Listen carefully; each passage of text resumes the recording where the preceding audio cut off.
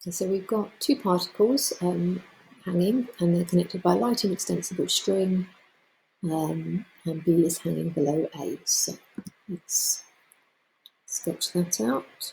So there's A, there's B, they're connected by a light inextensible string. So because the string is inextensible, the tension will be the same. Sorry, because the string is light, the tension will be the same throughout it.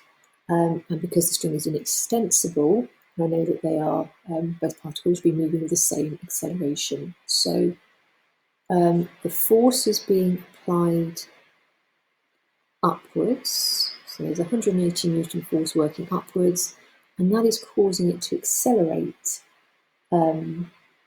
upwards with an acceleration of 2 meters a second squared.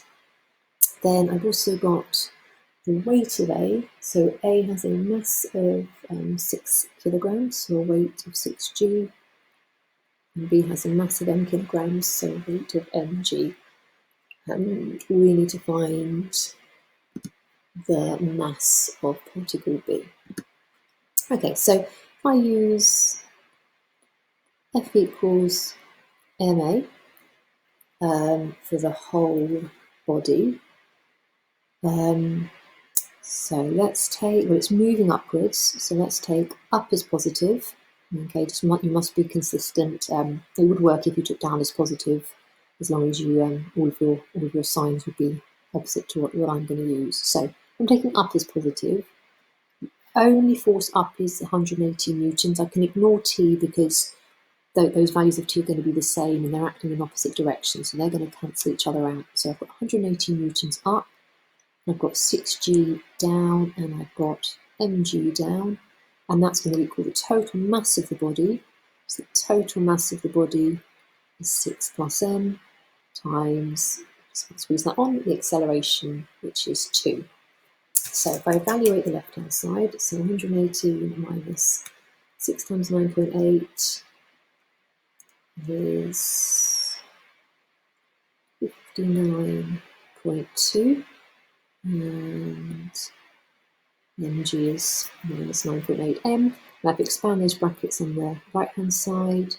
That equals 12 plus 2m. So if I minus 12 from the 59.2 and add 9.8m to the 2m, and then divide through by 11.8. That's a nice round number. You get m is 4. Always include the unit, so m is 4 kilograms. That seems plausible if A is 6 kilograms.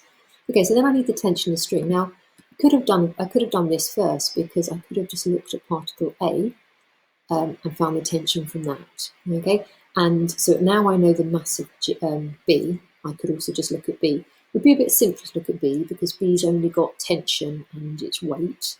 But I'm actually going to do A just because if I've made a mistake, so if it turns out that 4 kilograms is not correct, that's not going to be affected if I look at particle A. So let's just look at A.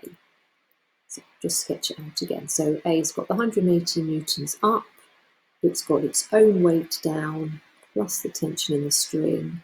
So if I use F equals ma, I know it's accelerating up with an acceleration of 2. So if I take up as positive, 118 minus 6g minus t is its mass of 6 times the acceleration of 2.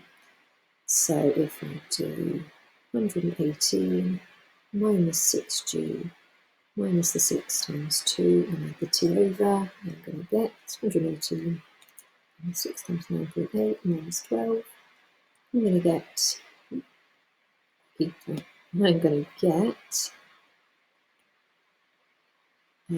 T is 47.2 newtons. And I think that was the last bit of the question. Let's just check those answers. 47.2 newtons and 4 kilograms. Cool.